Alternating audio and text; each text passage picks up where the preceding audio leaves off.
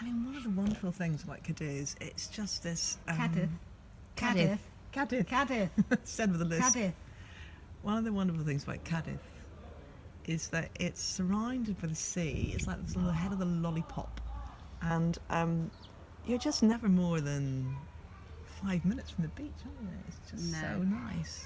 And where this little nest, this flat, is in, well, I haven't really ventured far out of the old town other than to go to the football. It is absolutely, whatever direction you walk in, you're probably 5 or 10 minutes and you come to a bit of coastline, which is all very different, which might all be very different. This nest is called the Little House at Caleta Beach. It's not a house at all. It's a sort of almost like a studio flat at the top of 60 very steep, deep steps. But it is a 5-minute walk away from Caleta Beach, which is very beautiful. It has something of Broadstairs about it. This is true. With palm trees. With palm trees, and a lot of boats. And one of my favourite little places, which is a kind of rusting copper box little cafe restaurant that sits above it, which is particularly delightful. And it's very, very beautiful, and it's got the two castles, well, they're not really castles as we would understand them, forts at either end of, what's quite a small beach.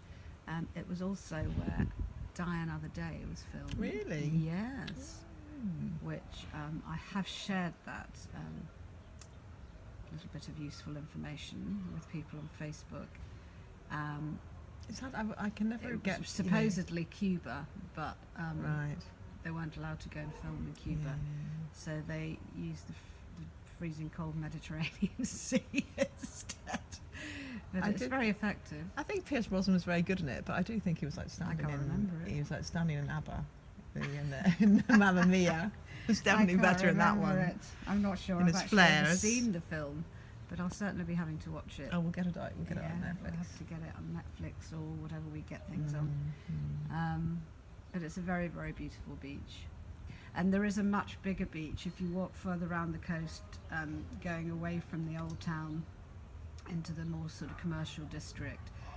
There's what is basically the most popular beach for locals and things, which is just this amazing expanse, this long, fabulous kind of beach, with all the facilities and things on it, overlooked by quite a lot of slightly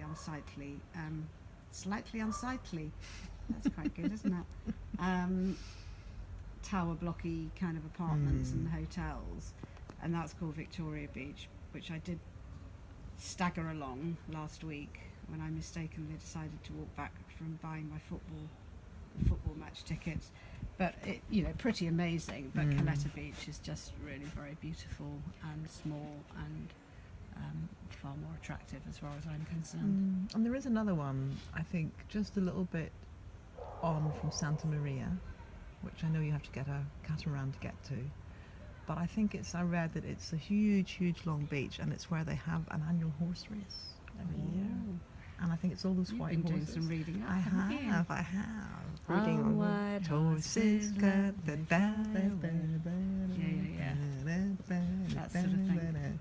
Well, I suppose a horse is in Seville. I mean, it's all around here, isn't it? The Spanish horses are very famous. So. Anyway, I haven't made it to Santa Maria, but judging from what Jill and Colin said yesterday, we perhaps... That's okay, we can miss it. We just have to come back. Yeah.